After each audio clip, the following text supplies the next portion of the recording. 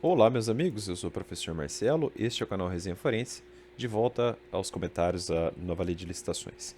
Muito bem, hoje a gente comenta a subseção 2 do trecho respectivo da lei, que trata das obras e também dos serviços de engenharia. Antes de avançarmos, lembrete, curta o vídeo, inscreva-se no canal e, se possível, ajude-o com apenas R$ 2 por mês no Apoia-se ou ainda sendo membro, os links estão aqui embaixo na descrição do vídeo, tá?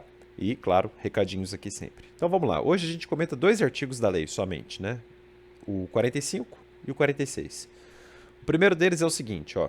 Diz o seguinte: as licitações de obras e serviços de engenharia, então licitações sobre engenharia, devem respeitar especialmente, então não é só isso, mas especialmente, normas relativas a, número 1, disposição final ambientalmente adequada dos resíduos sólidos gerados pelas obras contratadas, óbvio, né? Para onde que vai o entulho, né? Se isso aí soltar algum resíduo químico, para onde que a gente tem que mandar, né?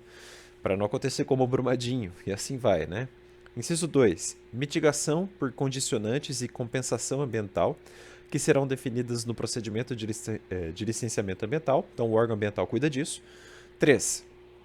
Utilização de produtos, equipamentos e serviços que comprovadamente favoreçam a redução do consumo de energia e de recursos naturais. 4. Avaliação do impacto de vizinhança na forma da legislação urbanística. Então aqui a legislação do município pode pesar bastante, né?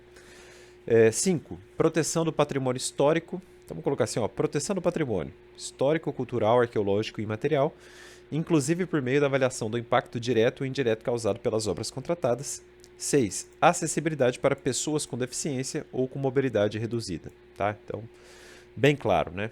Artigo 46, veja, aqui não tem muito o que comentar, é só a leitura, tá? Tem que respeitar especialmente isso aí. Tá, ok. Artigo 46. E vejam só, o 46 é completamente dispensável, né? Completamente dispensável. Né? Tudo isso aqui sobre direito ambiental já está exageradamente previsto em outras infinitas leis ambientais, né? Tudo, tudo, né? E a acessibilidade para pessoas com deficiência, também, além das normas ambientais, o próprio Estatuto da Pessoa com Deficiência. Quer dizer, o legislador brasileiro ele é redundante, ele gosta de colocar outros temas, ele gosta de fazer um diploma super vitaminado, né? E aí fica essas coisas aí, ó, esses artigos que enfeitam a lei, né? Que dão um charme, que passam um perfume, né? Mas são coisas óbvias, né? Então, enfim. 46. Na execução indireta de obras e serviços de engenharia. Então, execução indireta, claro, de engenharia, serão admitidos os seguintes regimes. Nós temos aqui 7 regimes, né? Que são esses: empreitada por preço unitário. Segundo, empreitada por preço global. Terceiro, empreitada integral. Quarto, contratação por tarefa. 5, contratação integrada. 6, contratação semi-integrada, desculpe. E 7, fornecimento e prestação de serviço associado. Então, esses são os regimes admitidos na execução indireta de engenharia. Tá? Basicamente é isso que a lei está falando aqui. Um rol de 7 incisos. Mas aí vem o parágrafo 1º, diz o seguinte: é vedada a realização de obras e serviços de engenharia sem projeto executivo. Então, essa é a premissa. A princípio, está vedada a realização de obras e serviços de engenharia sem um projeto executivo. Se não tiver projeto executivo, em regra, não pode ser realizada, então, obra nem serviço de engenharia. Só que, olha só, a lei traz uma ressalva, ressalvada a hipótese do parágrafo 3º do artigo 18 desta lei. Eu sei que a gente já o comentou, né? Mas a nossa leitura, eu repito, nunca é preguiçosa, e a gente vai ler aqui hoje. Tudo bem que en passant, sem comentá-lo, né? O 18 é aquele que fala assim: a fase preparatória do processo licitatório é caracterizada pelo planejamento e deve compatibilizar-se com o plano de contratações anual, que a gente já estudou, porque está no inciso 7º do artigo 12, sempre que elaborado, e com as leis orçamentárias, bem como abordar todas as considerações técnicas, mercadológicas e de gestão que podem interferir na contratação. Compreendidos. Aí o parágrafo 3º é aquele que fala assim, ó: em se tratando de estudo técnico preliminar para a contratação de obras e serviços comuns de engenharia, não é qualquer um, são obras e serviços comuns. Tá? E a lei já definiu isso aí anteriormente. Não é a primeira vez que a gente fala disso. Não é também a segunda. Eu acho que já é a terceira vez que a gente fala de obras e serviços comuns de engenharia. Então, nesse caso, se demonstrada a inexistência de prejuízo para a aferição dos padrões de desempenho e qualidade almejados, aí, ó, essa é a ressalva da lei. A especificação do objeto poderá ser realizada apenas em termo de referência ou em projeto básico. Poderá ser realizada apenas em termo de referência ou em projeto básico. E aí a lei, ó, dispensa a elaboração de projetos. Dispensada a elaboração de projetos. Então, justamente está aqui, ó, ressalvada a hipótese do parágrafo 3º, é justamente isso aqui. Mas é só obras e serviços comuns. Então, de regra, a gente pode falar o seguinte, não é obra nem serviço comum de engenharia, então com certeza tem que fazer um projeto executivo, né? Uma interpretação aí decorrente do parágrafo 1º, tá? Deu para entender, pessoal? Então, vamos adiante. Parágrafo 2º. A administração é dispensada da elaboração de projeto básico. Ó, mais um caso aí, ó. A elaboração é dispensada da elaboração de projeto básico quando? Ó, nos casos de contratação integrada. Então, quando for contratação integrada, claro, a administração fica dispensada de elaborar um projeto básico. É óbvio isso, né? A gente já conceituou a contratação integrada, vide artigo 6º, né? Olha o nome, contratação integrada. O particular vai fazer tudo, inclusive o projeto básico, né? Basicamente é isso. Hipótese, claro, se for o caso, ó, hipótese em que deverá ser elaborado um anteprojeto de acordo com a metodologia definida em ato do órgão competente.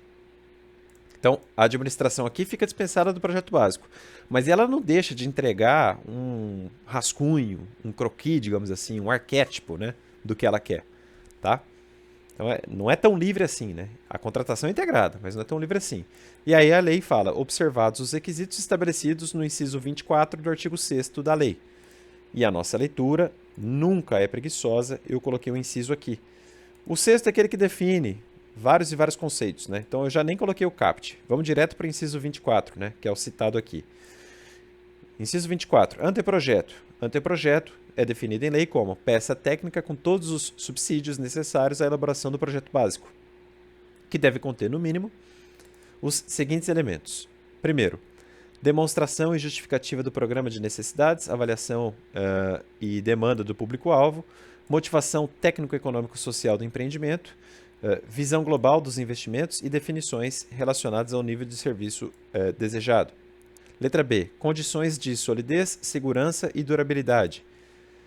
Condições de solidez, segurança e durabilidade. Letra C. Prazo de entrega. Letra D. Estética do projeto arquitetônico, traçado geométrico e ou projeto da área de influência quanto cabível. E. Parâmetros de adequação ao interesse público, de economia na utilização, de facilidade na execução, de impacto ambiental e de acessibilidade. F. Proposta de concepção da obra ou de serviço de engenharia. G. Projetos anteriores ou estudos preliminares que embasaram a concepção proposta. H. Levantamento topográfico e cadastral. I. Pareceres de sondagem. J. Memorial descritivo dos elementos da edificação, dos componentes construtivos e dos materiais de construção, de forma a estabelecer padrões mínimos para a contratação. Então, eu sei que a gente já leu anteriormente o inciso 24 do artigo 6º, não é a primeira vez, mas agora a gente consegue entender o parágrafo 2º de fato. Ele está falando assim, a administração é dispensada da elaboração do projeto básico também nos casos de contratação integral. Só que nesse caso, deverá ser elaborado um anteprojeto de acordo com a metodologia definida em ato do órgão competente. O que é um anteprojeto? O anteprojeto é um conceito jurídico que está aqui no inciso 24 do artigo 6º da lei. Ou seja, tudo isso aqui, das letras A, J do inciso 24 do artigo 6º da lei, terá de ser observado aqui, ó. O órgão competente vai ter que observar isso aí, tá? Eu não sei se minha leitura aqui está sendo redundante, mas eu espero que ela seja didática, né? Porque é chato pra cacete ler lei brasileira, né, pessoal? Eu reclamo muito, eu sei que eu reclamo muito, mas eu acho que eu tenho direito de reclamar. São muitos anos lendo leis de péssima redação, né? O Brasil é muito ruim nisso. Vamos lá. Parágrafo 3º. Na contratação integrada, então, de novo, ó, a lei está falando de contratação integrada. Ela falou aqui e ela vai falar de novo no parágrafo 3º. Então, na contratação integrada, Depois da elaboração do projeto básico pelo contratado, porque a administração está dispensada, como a gente acabou de ver do parágrafo 2º, o conjunto de desenhos, especificações, memoriais e cronograma físico-financeiro deverá ser submetida à aprovação da administração. Então, ela está dispensada de fazer o projeto básico, só que ela deverá aprová-lo. Tá? Então, o regime de contratação integrada, tá, o particular faz, mas a administração aprova o projeto básico elaborado pelo particular contratado. Tá? Além disso, ela aprova e também já avalia, né, que avaliará a sua adequação em relação aos parâmetros definidos no edital em conformidade com as normas técnicas, né, ABNT, etc, etc. E são vedadas as alterações que reduzam a qualidade ou a vida útil do empreendimento. Tá? Então, não pode mudar isso. Deixa eu mudar de cor aqui. E também é mantida a responsabilidade integral do contratado por riscos associados ao projeto básico. Então, não é porque a administração aprova ou dá uma chancela que ela assume uma responsabilidade aqui. Tá? Eu acho que essas cores aí, embora enjoativas, elas ajudam, né? Deixam a leitura mais clara, porque é muita informação dentro da lei. Tá? Leia sempre a lei. Parágrafo 4º. Nos regimes de contratação integrada e semi-integrada, então agora a lei está falando da contratação integrada e semi-integrada. Cuidado. Mas nesses regimes aí, o edital e o contrato, sempre que for o caso, o edital e o contrato, sempre que for o caso, deverão prever as providências necessárias para a efetivação de desapropriação autorizada pelo poder público. Então, assunto desapropriação, vocês estudam no outro trecho aí do curso, de qualquer curso de direito administrativo. Não é o nosso objetivo estudar desapropriações aqui hoje, tá? E é seu dever como estudante conhecê-la, né? É um instituto famosíssimo que está na Constituição e tem que estar na ponta da língua para o concurseiro, né? Mas enfim, nos dois regimes aqui estudados agora, contratação integrada e semi-integrada, o edital e o contrato, quando for o caso, deverão prever as providências necessárias para efetivar a desapropriação que foi autorizada pelo poder público. Tá? Além disso, o que o edital e o contrato deverão prever? Vou até tentar mudar de cor. Deverão prever não só isso aí sobre desapropriação. Deixa eu pegar uma cor mais agradável. Deverão prever não só assuntos de desapropriação, mas deverão prever também o responsável por cada fase do projeto, ou melhor, do procedimento expropriatório. Claro, a gente tem que colocar a desapropriação em ação, e cada um vai ter uma responsabilidade. 2, a responsabilidade pelo pagamento das indenizações devidas. Não sei se isso é constitucional ou não, porque o poder público estaria transferindo o pagamento aqui para um particular, em tese? Não sei. Inciso 3º, estimativa do valor a ser pago a título de indenização pelos bens expropriados, inclusive de custos correlatos. 4, distribuição objetiva de riscos entre as partes. Aqui uma influência da lei de PPP, claramente, né? Já falei disso, incluindo o risco pela diferença entre o custo da desapropriação e a estimativa do valor de valor e pelos eventuais danos e prejuízos ocasionados por atraso na disponibilização dos bens expropriados. 5. Em nome de quem deverá ser promovido o registro de missão provisória na posse e registro de propriedade dos bens a serem desapropriados. Aqui uma influência, salvo engano, da lei de concessões e permissões, tá? Salvo engano. Então, quem já estuda muito direito administrativo sabe do que eu estou falando aqui agora. Não é nosso dever falar aqui porque a nossa leitura é de lei seca, enfim, comentários rápidos, tá? Mas eu já dou o toque aí para vocês ficarem espertos. Ó, aqui um dispositivo importantíssimo, tá? Coloca um asterisco aí no seu parágrafo 3º do artigo... a gente está no artigo 46. Então, ó, 46, parágrafo 3º, eu tenho certeza que vai ser importante para a prova, tá?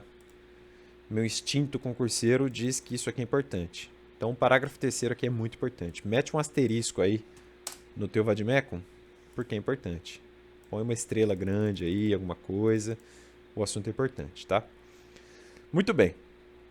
Parágrafo 5º, ó. Na contratação semi-integrada, então agora não é mais da contratação integrada, é só a semi-integrada. Então, na contratação semi-integrada, mediante prévia autorização da administração, então, se a administração autorizar, o projeto básico poderá ser alterado. Então, na contratação semi-integrada, se autorização houver da administração, então o projeto básico poderá ser alterado.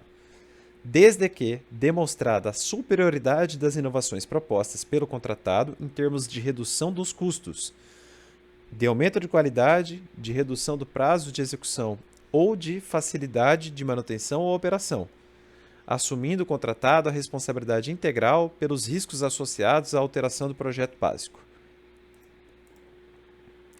Muito bem, pessoal, tive que resolver um probleminha aqui. Voltando. Então, ó, na contratação semi-integrada, a gente estava lendo, mediante prévia autorização da administração, então a administração tem de autorizar, o projeto básico poderá ser alterado, desde que, então, condições, desde que, primeiro, seja demonstrada a superioridade das inovações propostas pelo contratado. Em que termos? Em termos de redução dos custos, de aumento da qualidade, de redução do prazo de execução, ou ainda de facilidade de manutenção ou operação. Só que, ainda que haja essa autorização, olha que a lei fala, o contratado assumirá a responsabilidade integral pelos riscos associados à alteração do projeto básico. Então, não é porque a administração autorizou que ele foge da responsabilidade. Tá? Certo? Então, a autorização aqui não retira a responsabilidade integral dos riscos. Tá? Muitas cores, eu sei, eu não gosto muito disso, mas ajuda, né? Nesse caso, ajuda. Parágrafo 7º. Desculpa, parágrafo 6º. Parágrafo 6º. A execução de cada etapa será obrigatoriamente precedida da conclusão e da aprovação. Então, cada etapa da obra tem que ter uma conclusão e uma aprovação específica, tá? Não é uma aprovação para o todo, é uma aprovação para etapa, tá? Então, é uma aprovação para o projeto básico, uma outra aprovação para a execução e dentro da execução de cada etapa da obra, tá? Sempre a autorização pela autoridade competente, né? Geralmente aquela que está fazendo a licitação e cuidando do contrato, claro, dos trabalhos relativos às etapas anteriores. Ok, o parágrafo 7º e o parágrafo 8º, os dois foram vetados, tá? Então não há por que gastarmos tempo estudando os vetos. Vamos adiante. Parágrafo 9º. Os regimes de execução a que se referem os incisos 2, 3, 5 e 7 do caput deste artigo, e eu me lembro bem que eu já os coloquei aqui embaixo, então vamos fazer o seguinte, ó. Vamos fazer um jogo de cores aqui, bem didático. Então, os regimes de execução a que se referem os incisos 2, tá aqui, ó, já botei um asterisco. 3, tá aqui também, já tinha deixado um asterisco. 4, tá aqui. E 5 e 6, né? 5 e 6, tá aqui. Quem que fica de fora? O inciso primeiro, vamos mudar a cor. O inciso primeiro tá de fora. E, opa, ficou escuro, né? Então, o inciso primeiro está de fora e o inciso 7º também.